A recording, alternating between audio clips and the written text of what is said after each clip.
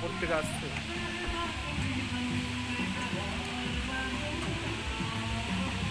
দাঁড়িয়ে দিলে তুমি তুলে নাও না, একজন দাঁড়া একজন তুলে।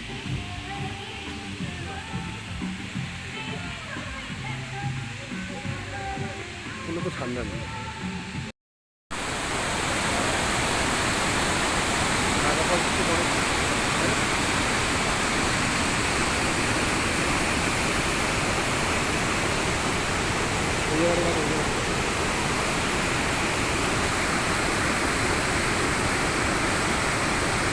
এই জায়গাটা